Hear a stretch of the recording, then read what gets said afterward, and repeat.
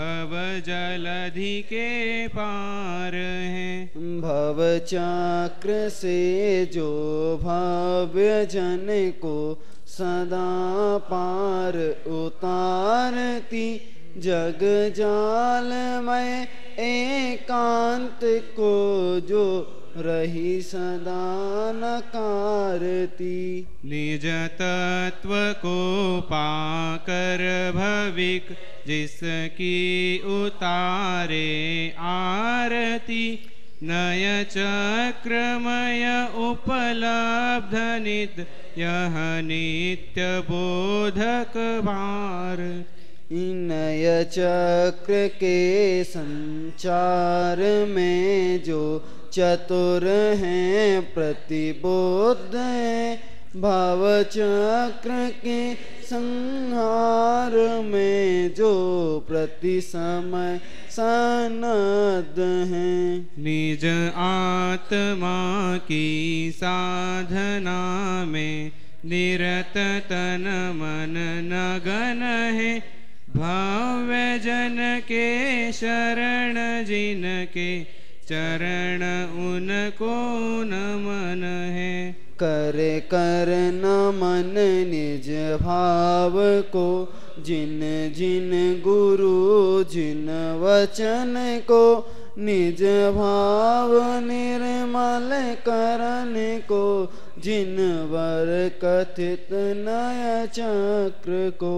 निज बुद्धि बल अनुसार प्रस्तुत कर रहा हूँ विज्ञ जन, ध्यान रखना चाहिए यदि हो कहीं कुछ स्खलन।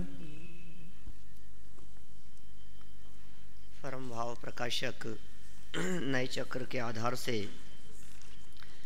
निश्चय व्यवहार स्वरूप और विषय वस्तु का प्रकरण कल हमने यहाँ प्रारंभ किया है। निश्चय और व्यवहार नयों की विविध प्रकार की परिभाषाएं बतलाई गई, जिसमें द्रव्य स्वभाव प्रकाशक नए चक्र में कहा, ज्योतिय भेदो यारम धम्माणम कुणई एक वत्थुस सो व्यवहारो भणियो विवरियो निश्चयो हुई। आलाप पद्धति में कहा, अभेद अनुपचारतया वस्तु निश्चय तिथि निश्चय है और भेदोपचारतया वस्तु व्यवहारीय तिथि व्यवहार है। इसी तरह से नागसेन तत्वानुशासन में और आशाधर जी ने धर्मामृत में उन्होंने लक्षणों की चर्चा की। लक्षण में कस्य सतो यथा कथनचित यथा द्विधाकरणम व्यवहार से तथा स्यात् तदितर्था निश्चय से पुनः है। ये एक प्रकार से क्या हुआ, ये एक प्रकार से दूसरे प्रकार की परिभाषा थी।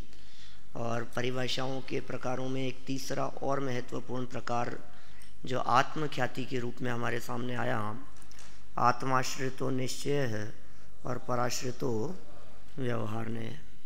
आत्माश्रित कथन का नाम निश्चय और पराश्रित कथन करने का नाम व्यवहार।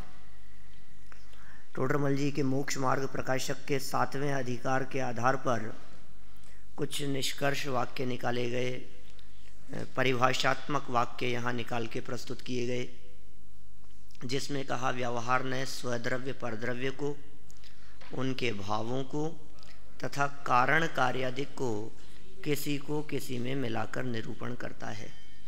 निश्चय ने उन्हीं का यथावत निरूपण करता है। देखो, निश्चय ने यथावत निरूपण करता है, इससे ये बात ख्याल में आती है कि व्यवहार नय ने जो निरूपण किया था वो यथार्थ नहीं था। ठीक है ना, क्योंकि टोडरमल जी साहब के वाक्य में लिखा गया ना, स्वद्रव्य परद्रव्य को, उनके भावों को, कारण कार्यादिक को किसी को किसी में मिलाकर निरूपण करता है। मिलाता नहीं है और मिलते भी नहीं है। व्यवहार ने जो भी प्रतिपादन करेगा वो सिर्फ प्रतिपादन मात्र ही है, कथन मात्र ही है। उसने दो द्रव्यों को मिलाया नहीं है। दो द्रव्यों को कौन मिलाए? दो द्रव्य अपनी अपनी स्वतंत्र सत्ता से रहते हैं, उनको मिलाने की सामर्थ्य किसकी है? तो कोई उनको मिला तो सकता ही नहीं है। तो फिर व्यवहार ने क्या किया? ये मिले हुए देखा उनको, बस मिलाकर निरूपण करता है, और निश्चय ने उन्हीं का यथावत निरूपण करता है। माने निरूपण में फर्क है, ठीक है ना। वस्तु स्थिति तो है जैसी है, वस्तु स्थिति के अंदर कोई प्रकार का फर्क नहीं है। इन्हीं सब बातों को ध्यान में रखकर जितनी परिभाषाएं जो भी अपन ने 4 प्रकार देख लिए है ना, उन सब के आधार पर दादा ने यहाँ 7 निष्कर्ष निकाले, कल हमने पढ़ लिए थे।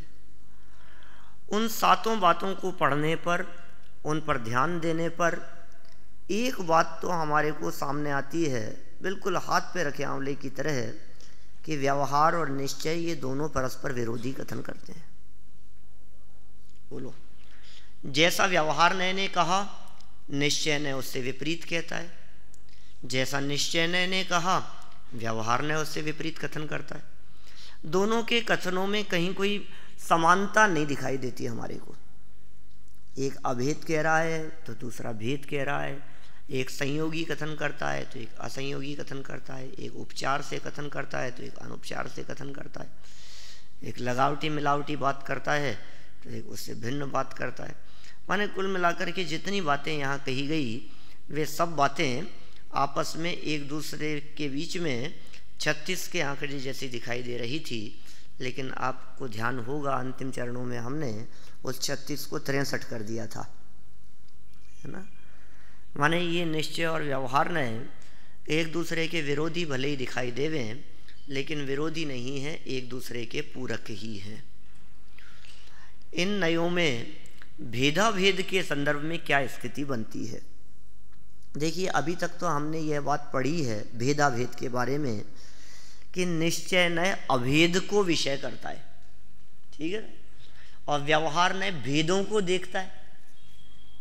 यही पढ़ा ना भी अपन ने, अभेद अनुपचारतया वस्तु निश्चियत। अभेद और अनुपचार से जो वस्तु का निश्चय करे उसका नाम निश्चय नय है। इसका नाम निश्चय नय अभेद को देखता है, ठीक है, और भेद उपचारतया वस्तु व्यवहारियति व्यवहार है। भेदों और उपचार से वस्तु को देखना वो व्यवहार नय का काम है, ठीक है। अब एक बात यहाँ इस पर स्पेशल बात है, समझ लो आप। अभी शायद दादा ने इसमें लिया था सिद्ध चक्र विधान के बीच में, प्रवचन के बीच में 7वीं और 27वीं गाथा समय सार ग्रंथ की, उनके जब हम परस्पर स्वरूप को आपस में मिलान करके देखते हैं तो हमें विरोध सा दिखाई देने लगता है।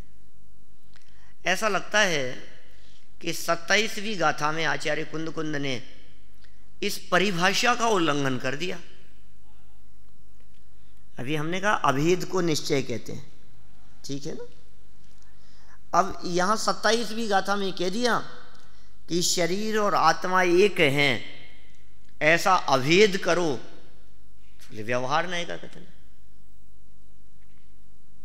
समझ में आ रही है बात? अभेद को निश्चय कहते हैं ना, अभेद कथन निश्चय का होता है ना। निश्चय नय की दृष्टि से देखने पर अभेद दिखाई देता है, तो शरीर और आत्मा को अभेद देखना यह निश्चय नय का कथन होगा। देखिए, इस संदर्भ में गाथा प्रस्तुत की है। यहाँ दोनों गाथाओं को यहाँ प्रस्तुत करके कुछ निष्कर्ष निकाले हैं, उससे वस्तु स्थिति बिल्कुल स्पष्ट होगी आपके उपयोग में। पेज नंबर 27 नंबर पेज और 27 नंबर गाथा, ऐसा सुमेल है। बीच में दिख रही है समय सार की गाथा, जैसा कि समय सार में कहा है। बोलिए गाथा।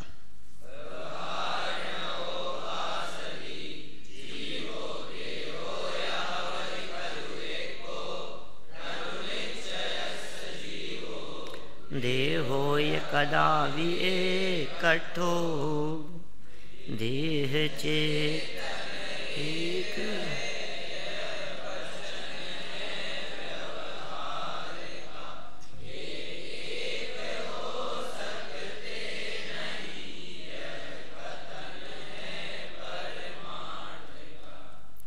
देह और चेतन ये एक हैं। ये किसका वचन है? ये व्यवहार का वचन है। और ये एक हो सकते नहीं, एक यदि हो ही नहीं सकते तो फिर व्यवहार न कैसे मिला रहा है उनको, कि मिला रहा ही नहीं है, कह रहा है बस। ये एक हो सकते नहीं, यह कथन है परमार्थ का, परमार्थ निश्चय। देखिए व्यवहार ने कहता है कि जीव और देह एक ही हैं, और निश्चय ने कहता है कि जीव और देह कदापि एक नहीं हो सकते। दोनों ने कहा है, निश्चय ने कहा है जीव और देह कदापि एक नहीं हो सकते, और व्यवहार ने कहता है कि जीव और देह दोनों एक ही है। यहाँ यह बात ध्यान देने योग्य है कि व्यवहार मात्र एक अखंड वस्तु में भेद ही नहीं करता, अपितु दो भिन्न भिन्न वस्तुओं में अभेद भी स्थापित करता है। क्या ध्यान देने की बात कही? व्यवहार ने एक अभेद अखंड वस्तु में, माने आत्मा में, सिर्फ भेद करने का काम ही नहीं करता। इसका मतलब ये तो करता ही है, व्यवहार ने एक अभेद अखंड वस्तु में भेद तो करता ही है। आत्मा की चर्चा यदि व्यवहार ने की दृष्टि से की जाएगी तो व्यवहार ने कहेगा आत्मा में भेद है भैया, टुकड़े करके देखो, आत्मा ज्ञान स्वरूप है, दर्शन वाला है, चारित्र वाला है। प्रदेश भी असंख्यात हैं, और पता है असंख्यात कहना तब संभव है जब एक प्रदेश दूसरे प्रदेश से अलग होगा, तभी तो असंख्यात कहेंगे। यदि उनमें भेद न हो तो असंख्यात कहना भी संभव नहीं है। पर्यायों की अपेक्षा से, गुणों की अपेक्षा से, धर्मों की अपेक्षा से, इस तरह से भेद देखे वो व्यवहार नहीं।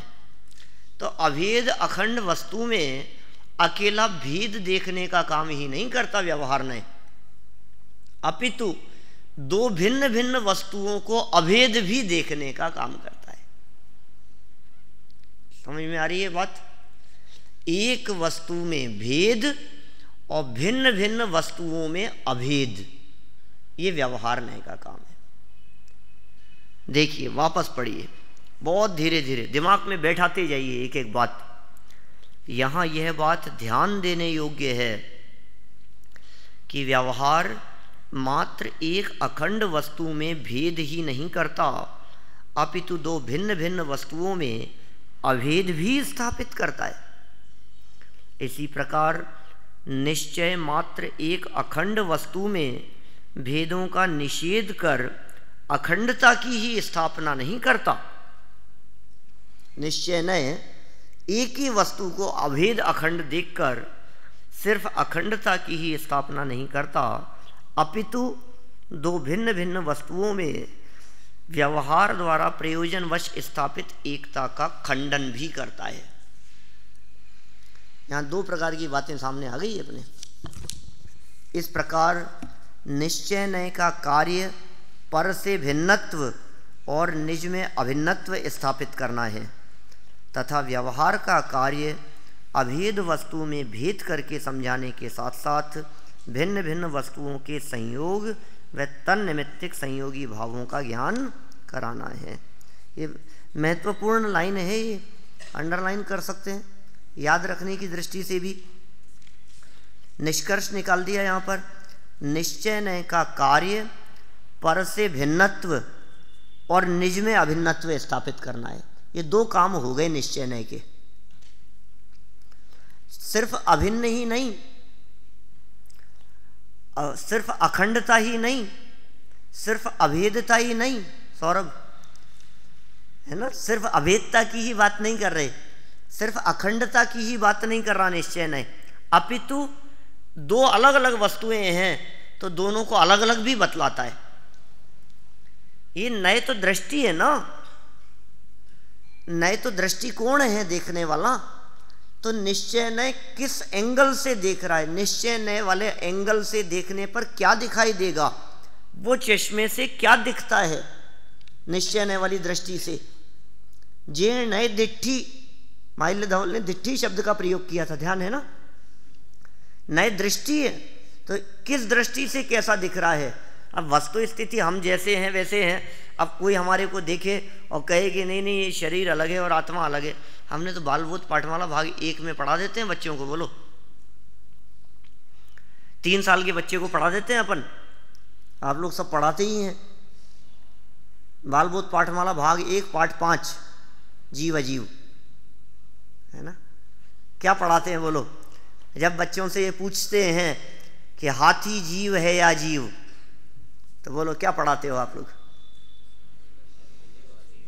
हाथी का शरीर अजीव है और उसकी आत्मा जीव है। ये भेद है, ये निश्चय नय की दृष्टि, ये उस 3 साल के बच्चे के दिमाग में डाल देते हैं अपन कि शरीर अजीव है और आत्मा जीव है। इसका मतलब शरीर और आत्मा, इन दोनों में जो भेद देखा, ये भेद देखने वाला दृष्टिकोण, ये निश्चय नय है। अब उस 3-4 साल के बच्चे को आप नए तो नहीं पढ़ाते, लेकिन वो जो विषय है, वो जो दृष्टि है, वो दृष्टि उस बच्चे के दिमाग में डाल दी हमने, है कि नहीं है सब?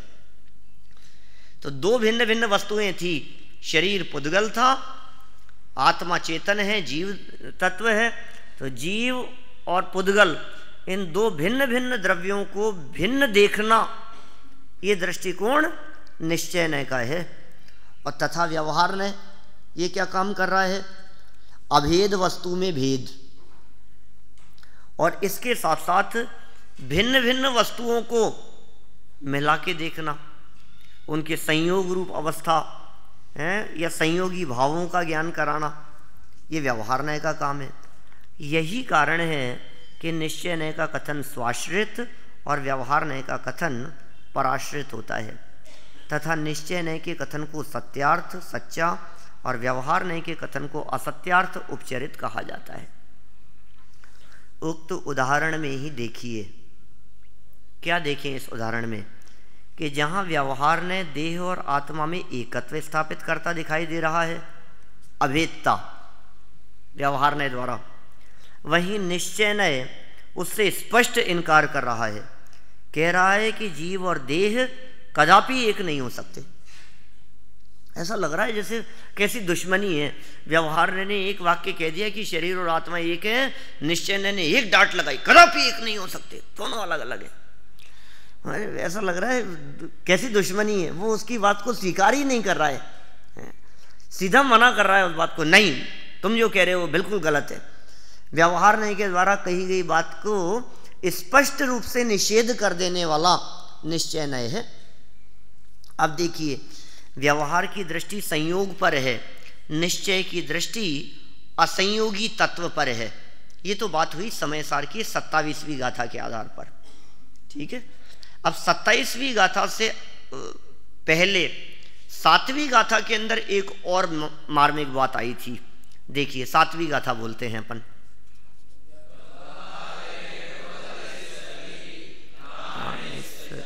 दंसणम नाणम नवीनाणम न चरितम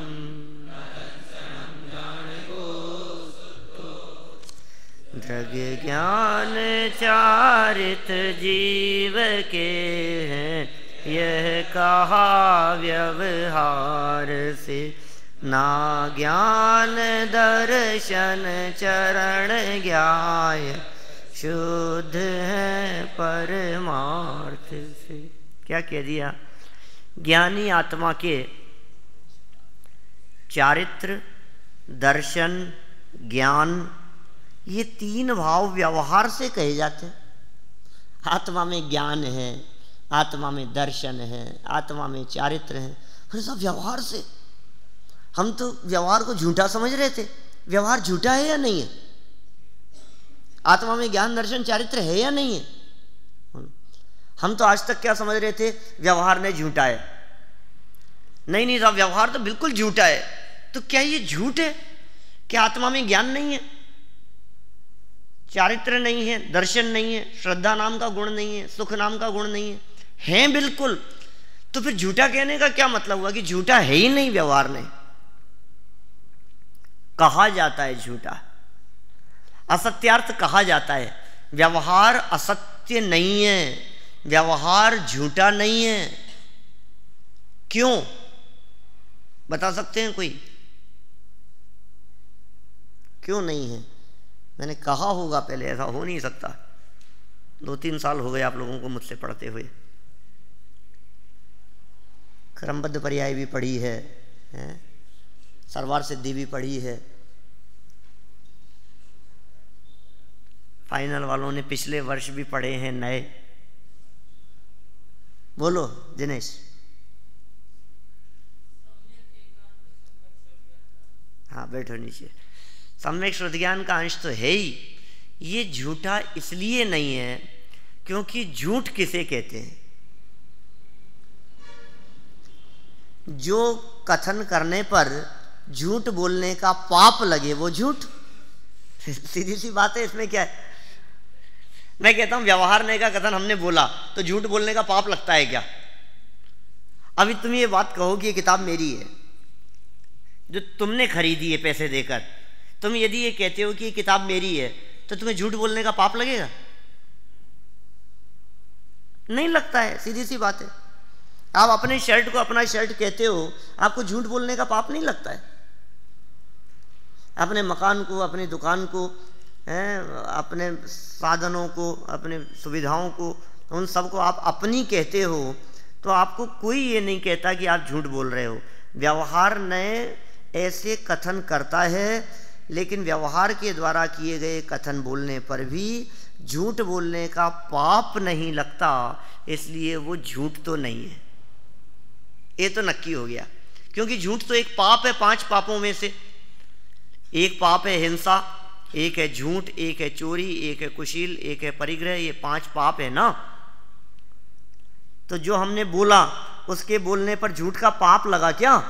कि नहीं, पाप तो नहीं लगा। तो झूठ तो पाप था, तो व्यवहार में झूठ तो नहीं है। क्यों नहीं है? प्रयोजनवश बात कर रहा है भाई साहब, अपना एक प्रयोजन है। देख लो ना आप, क्या ज्ञान दर्शन चारित्र आदि को आत्मा में कहना, इसको आप वैसा झूठा कह सकते हो जो किसी बंदर को गधा कहना? मतलब कुछ भी समझ लो आप ऐसा जो सच नहीं है।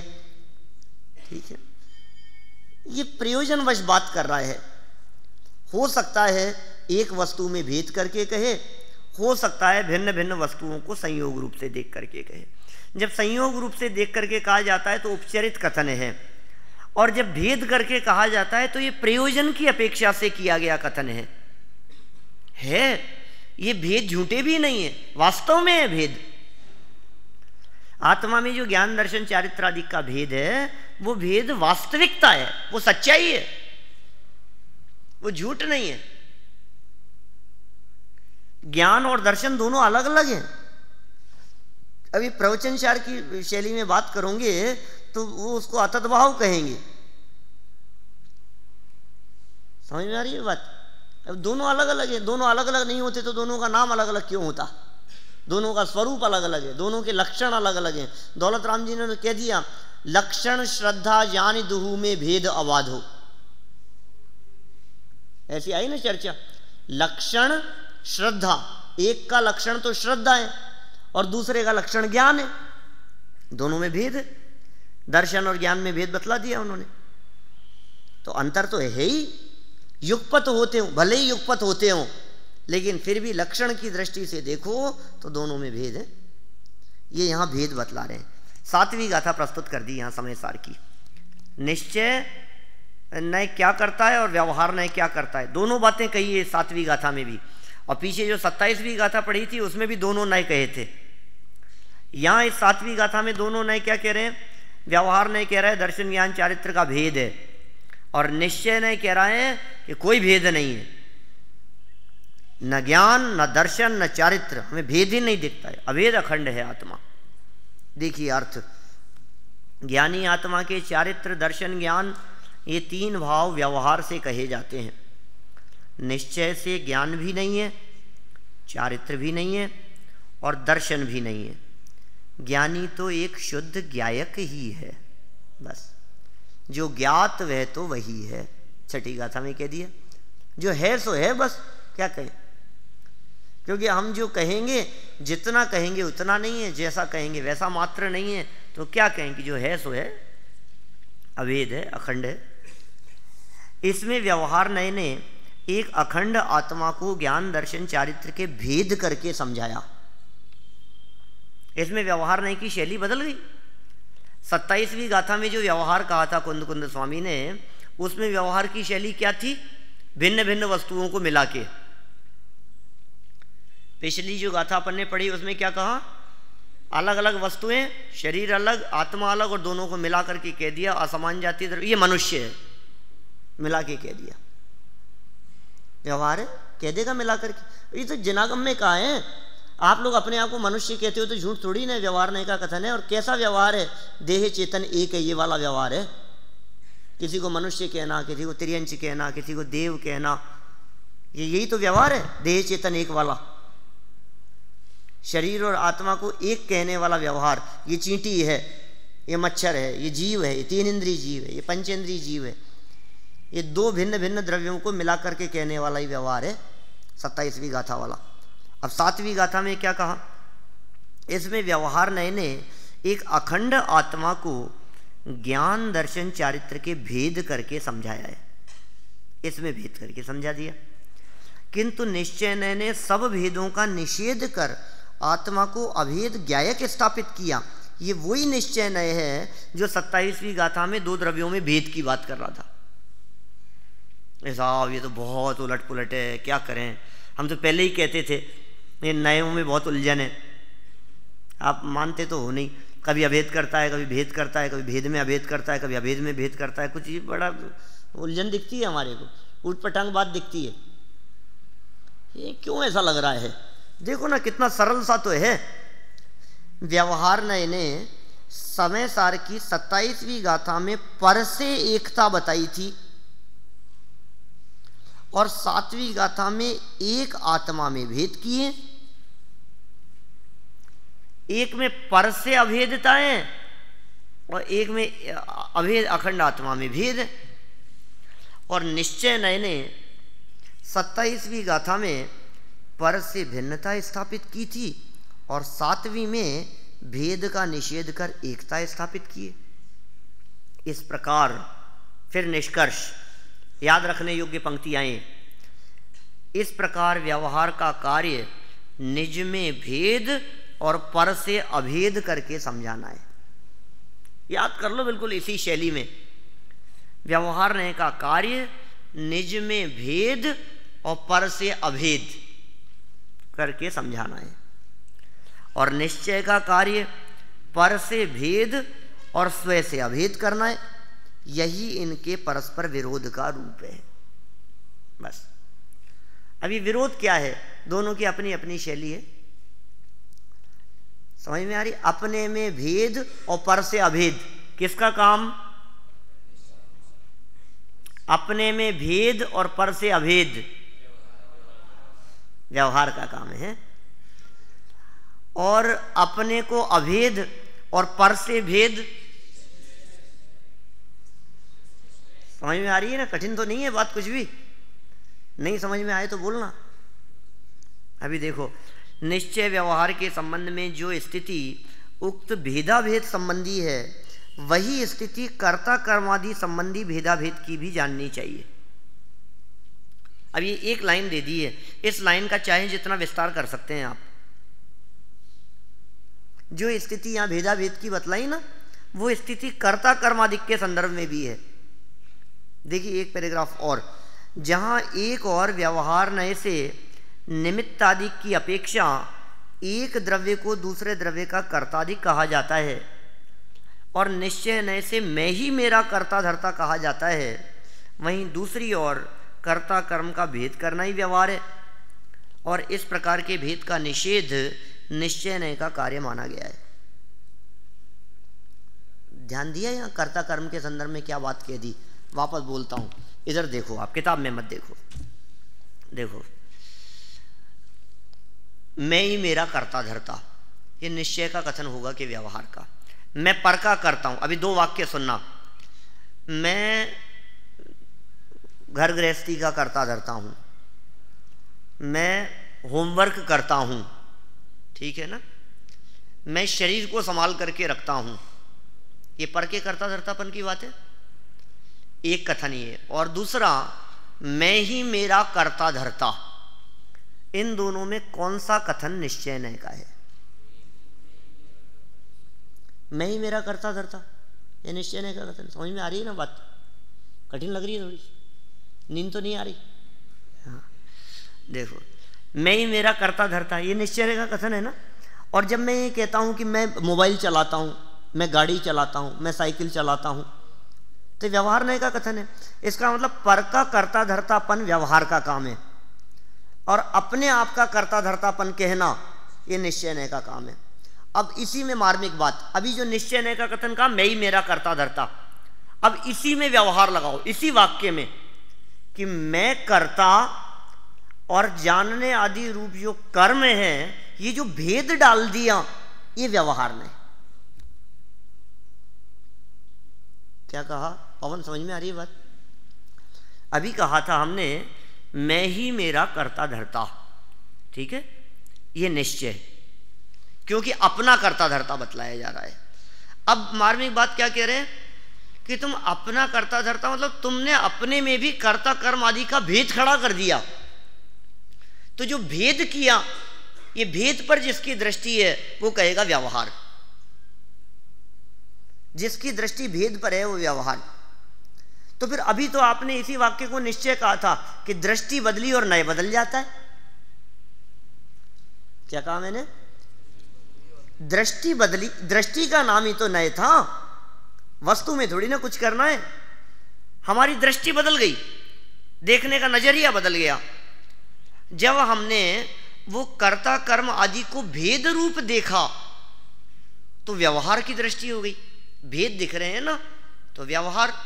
और जब हमने उसमें भेद न देखकर हमने सिर्फ ये देखा कि पर का कर्ता धर्तापन नहीं है, अपना ही कर्ता धर्तापन है, पर से भिन्नता देखी है, तो ये निश्चय का कथन हो गया। बोलो भाई, ये कर्ता कर्म संबंधी बात ख्याल में आई? माने जो स्थिति भेदाभेद के संदर्भ में कही थी पहले, शरीर आत्मा कहकर के जो बात कही थी, वही स्थिति कर्ता कर्मादि के संदर्भ में भी बन जाती है।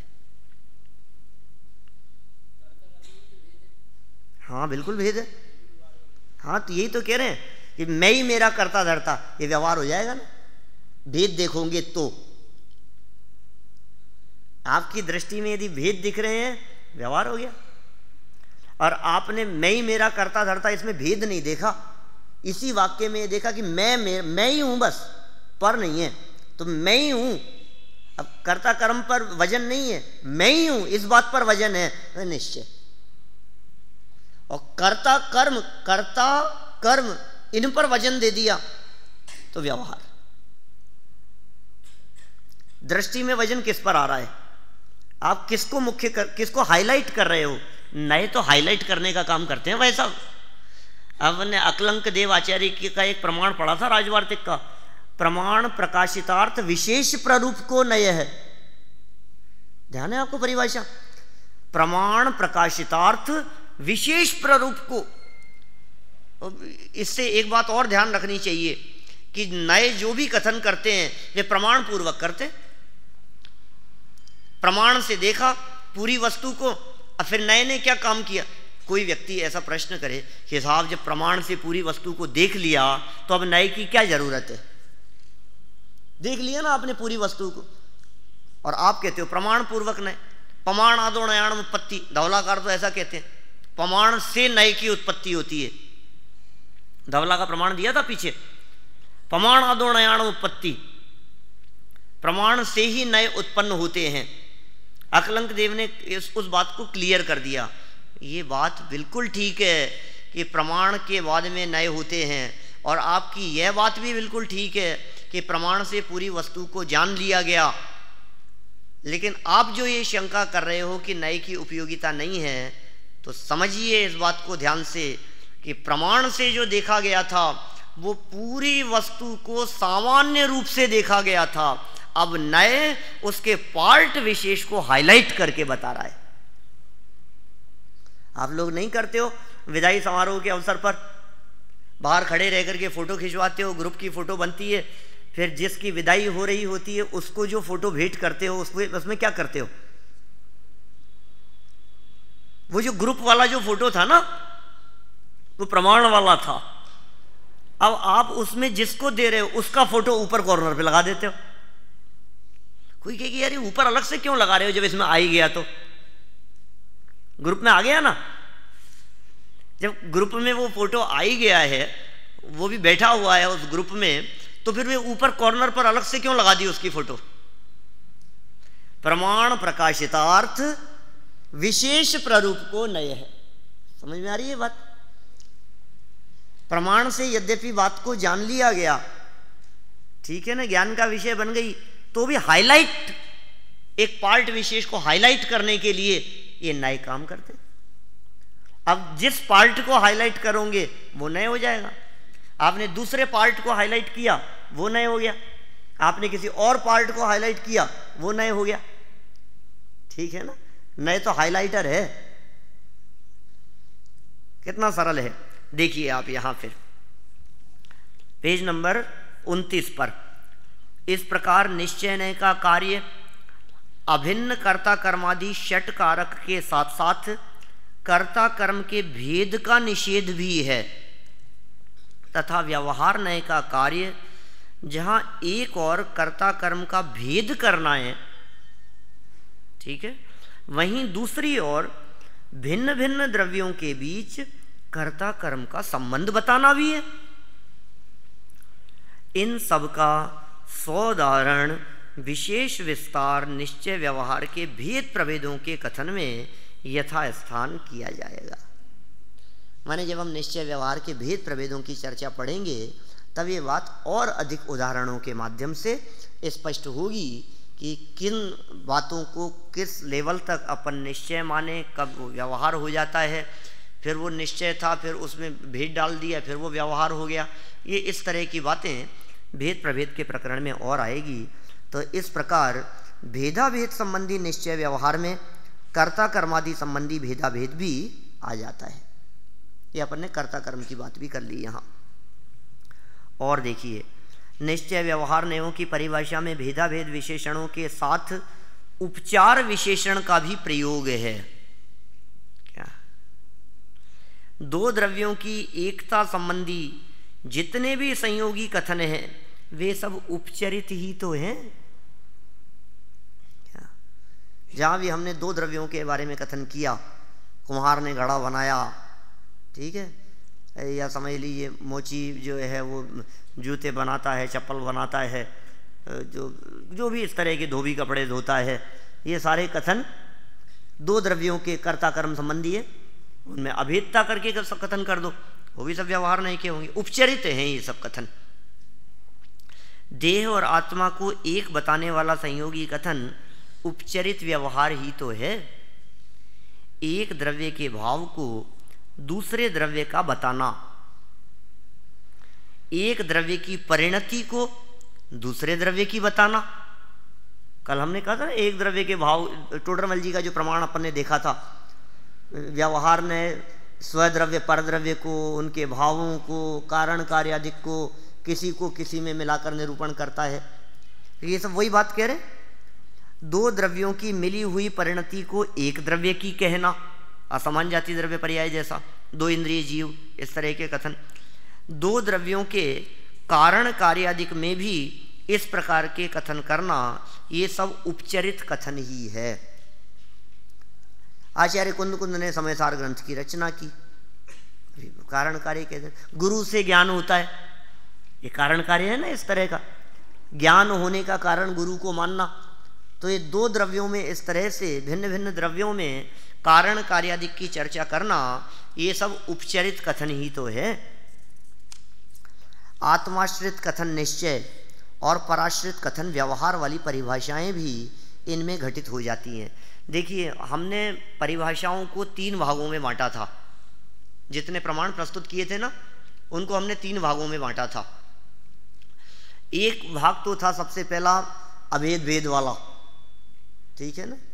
दूसरा पार्ट था कर्ता कर्म वाला, ठीक है। और तीसरा आत्मख्याति वाला पार्ट बतलाया था हमने, स्वाश्रित पराश्रित वाला। तो दो कथनों के संदर्भ में तो अभी चर्चा हो चुकी है। अब ये तीसरा पार्ट जो है उसकी बात कर रहे हैं, आत्माश्रित और पराश्रित वाले की। देखिए, अब रही निश्चय को भूतार्थ सत्यार्थ और व्यवहार को अभूतार्थ असत्यार्थ कहने वाली बात। ये भी एक बात आई थी 11वीं गाथा के आधार पर, ठीक है ना। शुद्ध नय भूतार्थ है, अभूतार्थ है व्यवहार नय, ये बात भी आई थी। एक बार पहले ये आत्माश्रित निश्चय और पराश्रित व्यवहार जो कहा है ना, इसका स्वरूप समझ लो आप क्या कहना चाहते हैं। आत्माश्रित माने जैसे मैं ही मेरा कर्ता धर्ता, यह आत्माश्रित कथन है। केवली भगवान लोकालोक को जानते हैं, ये पराश्रित कथन है, क्योंकि केवली भगवान अलग हैं और लोकालोक अलग है। ये प्रकरण काफ़ी विस्तार से आया है, इसमें संभवतः कल परसों अपनी चर्चा में आ जाएगा, केवली भगवान का लोकालोक को जानना इस संबंध में। और वैसे क्रमबद्ध पर्याय पढ़ते समय पढ़ाया ही है आप लोगों को, है ना। उसमें कही थी ना, इस प्रकार की क्रमबद्ध पर्याय पढ़ते समय अपन ने चर्चा की थी। परमात्मा प्रकाश का प्रमाण प्रस्तुत किया था कि इसको व्यवहार क्यों कहा जाता है। तो ये कहा कि परद्रव्य को पर की अपेक्षा है, इसलिए व्यवहार कहा जाता है। स्वद्रव्यवत तन्मयो भूतवा न जानाति तेन कारणेन व्यवहारो बन्यते न च परिज्ञानाभावात्। ध्यान है कि नहीं, कि अपने आत्मा को जैसे तन्मय होकर के जानते हैं, वो सारी चर्चा इसमें आने वाली है। तो अभी आत्माश्रित माने जिसकी भी चर्चा करें हम, बस उसकी अपेक्षा से जो चर्चा होगी सो निश्चय, उसे आत्माश्रित। जीव की चर्चा करो जीव की अपेक्षा से, आत्माश्रित। जीव की चर्चा करो संयोग की अपेक्षा से, पराश्रित। जीव कैसा है, अब लोग पहले के जमाने में ऐसी चर्चा करते थे कि जीव कैसे कहते हैं कि जो चले फिरे सो जीव। आपको ध्यान है, सरवार सिद्धि में इस तरह की चर्चा उठाई है, तरस स्थावर के प्रकरण में, फिर निषेध किया है उसका।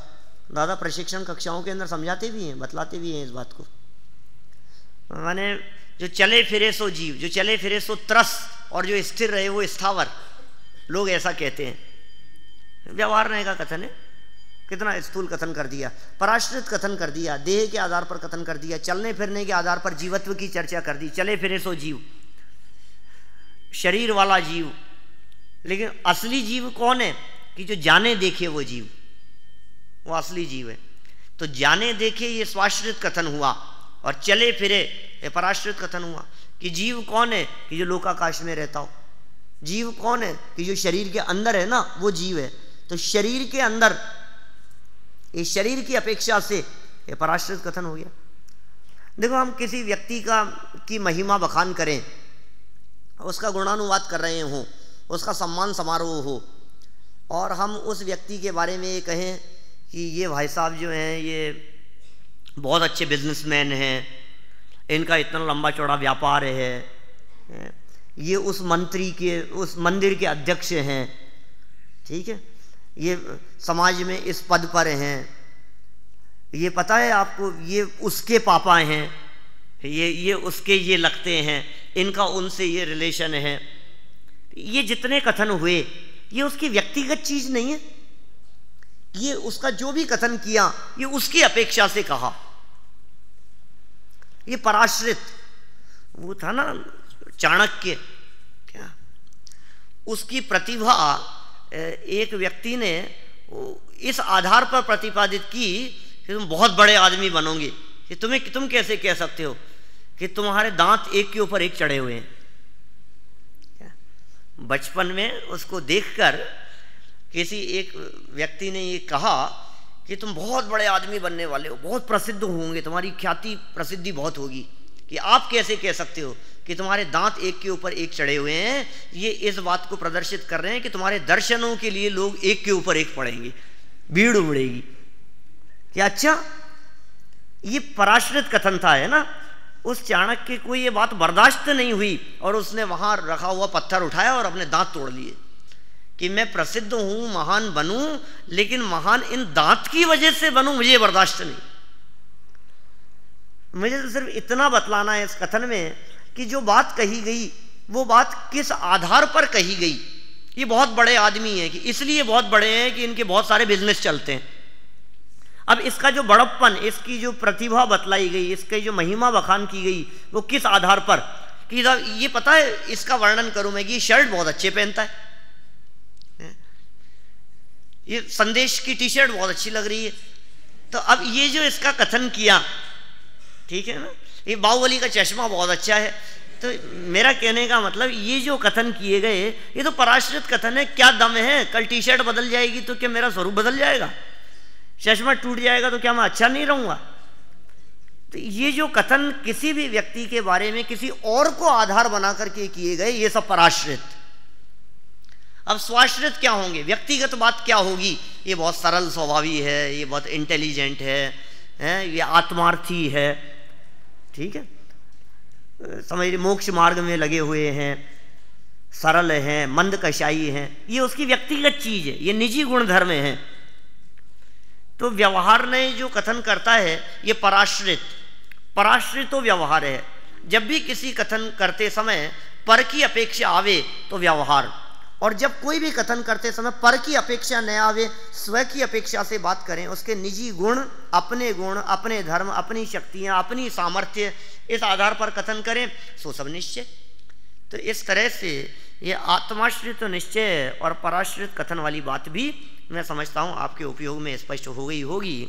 अब ये भूतार्थ अभूतार्थ संबंधी ये नया टॉपिक, नया प्रकरण इसी निश्चय व्यवहार के स्वरूप को क्लियर करने वाला शुरू हो रहा है।